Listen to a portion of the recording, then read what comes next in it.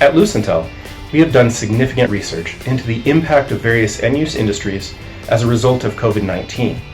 Today I will share with you some of our perspective on the dynamics as well as the opportunities in play as a result of the pandemic. Now, before I discuss some of the details of our analysis, let me briefly introduce myself and Lucintel. My name is Brandon Fitzgerald. I'm a director at Lucintel, and I've worked with over 100 companies worldwide in the areas of growth strategy and mergers and acquisitions. Lucintel is a management consulting and market research firm headquartered in Dallas, Texas. We have over 1,000 clients worldwide, and we provide services in the areas of market entry strategy, opportunity screening, due diligence, value chain analysis, and mergers and acquisitions around the world. Now, let me talk to you about how various dynamics as well as opportunities are in play as a result of the COVID-19 pandemic.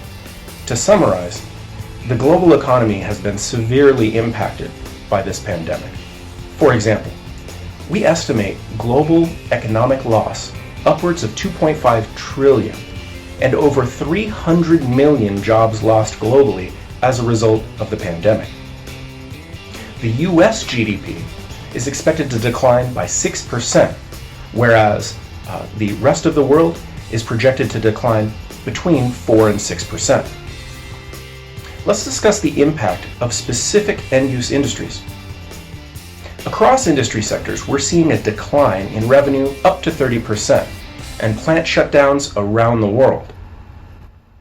We compared the economic impact of the current pandemic with the 2008-2009 recession, and the metrics indicate that the current crisis will be greater and have a deeper impact than the previous recession in most industries.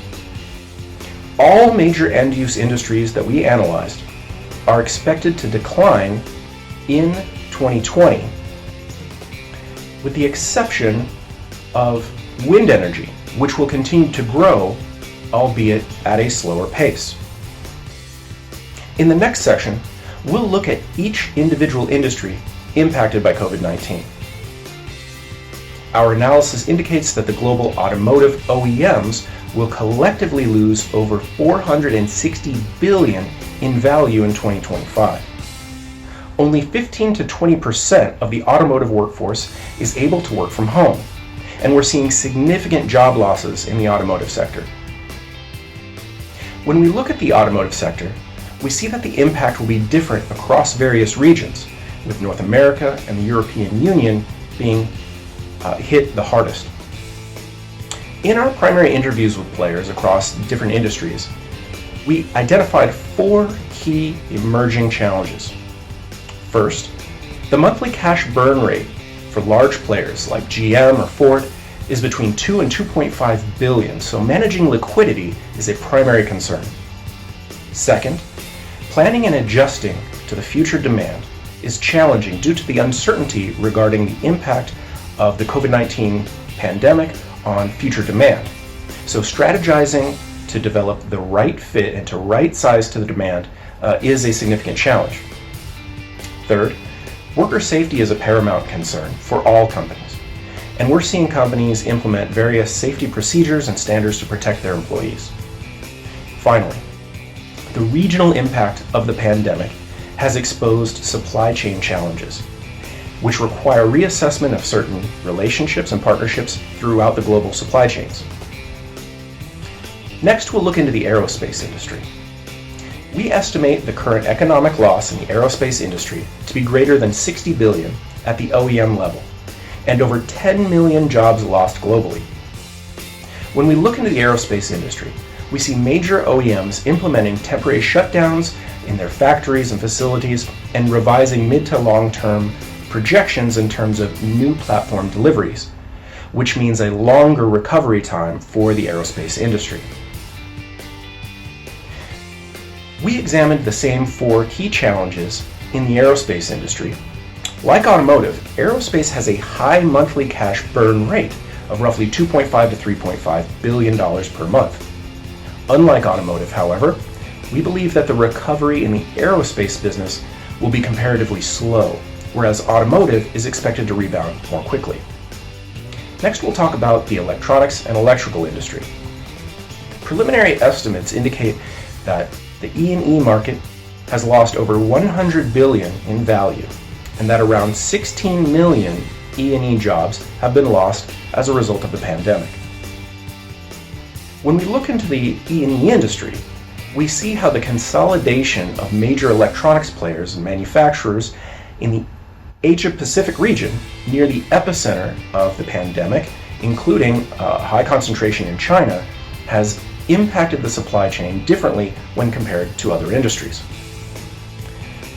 Unlike other major industries, the E&E OEMs have high cash reserves, so even though their cash burn rate is particularly high, their possession is slightly better than automotive or aerospace players to survive the crisis.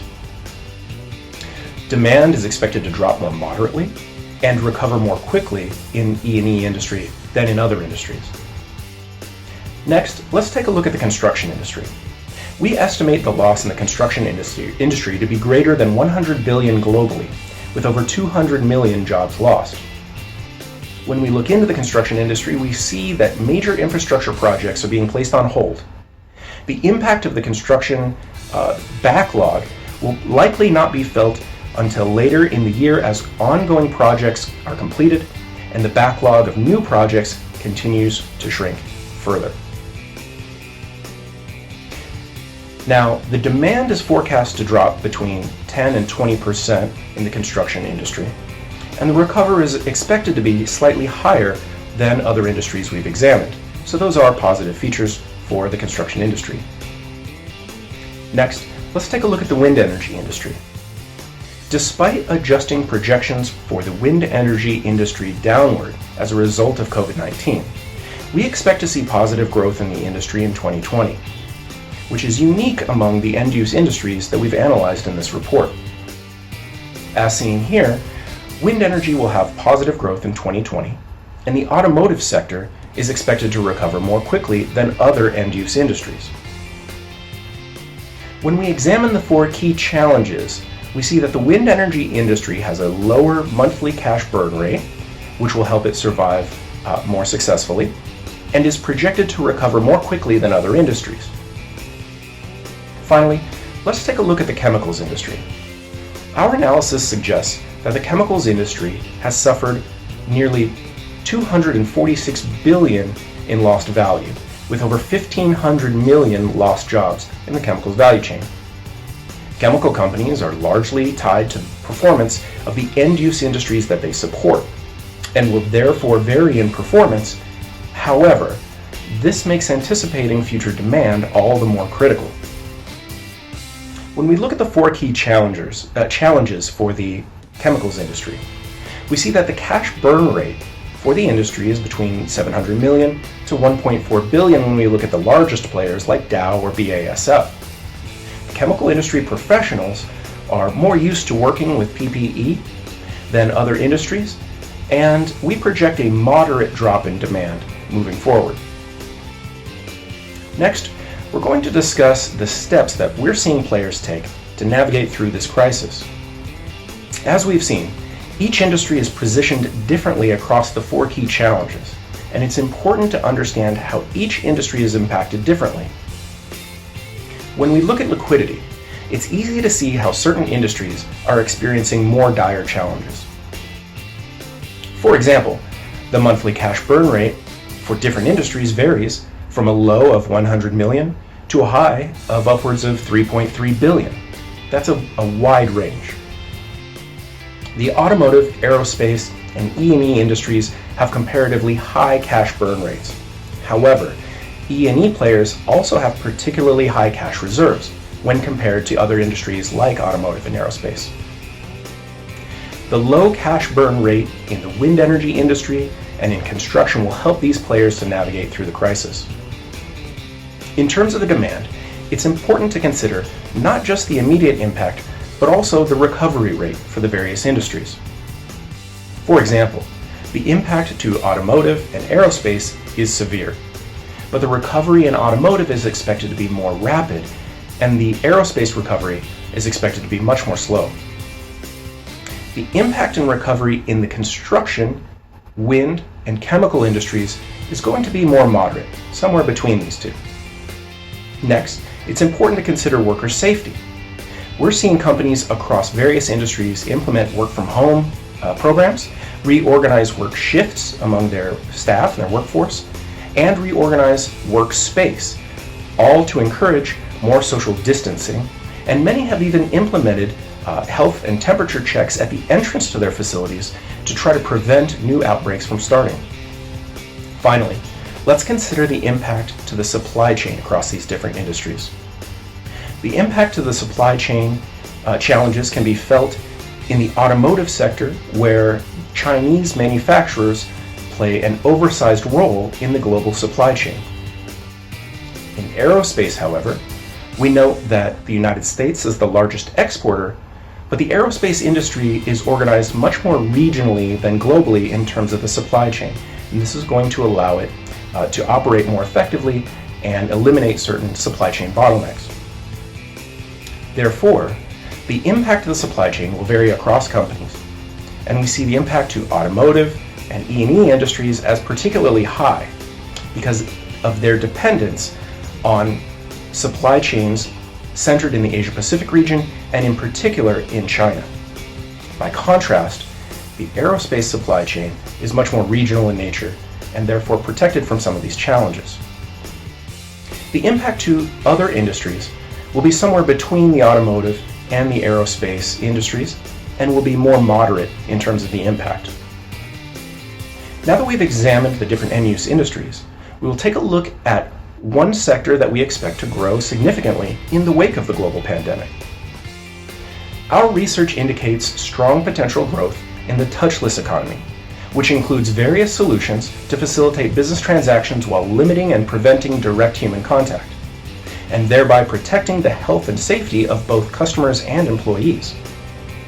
This trend towards touchless systems is increasing, and early adopters are expected to benefit the most from this transition.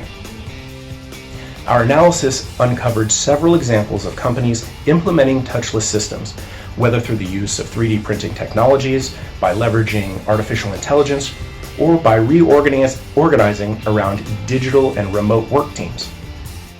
In particular, we expect the robotics industry to thrive in the post-COVID economy. Now we'd like to share our perspective from a global management consulting point of view on the work that we're doing with different companies across these different industries.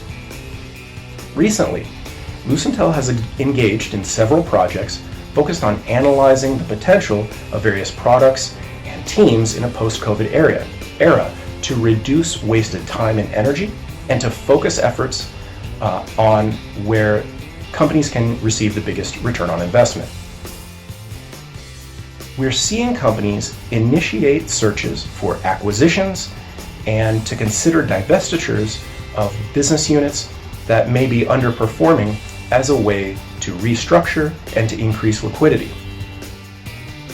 We're also seeing more focus on addressing challenges in the supply chain to create better security for the future.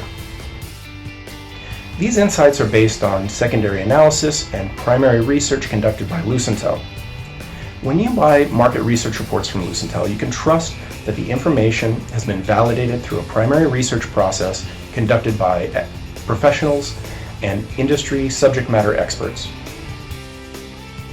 Right now, having access to real-time, reliable data is critical for decision-making because of the uncertainty in the market. That's why Lucintel offers a subscription service through our Lucintel 360 online platform, which includes real-time monitoring of various industries, companies, and raw material prices. If you'd like to know more about the impact of COVID-19 across these various industries, please contact Lucintel for more insights. And thank you very much for listening to our video.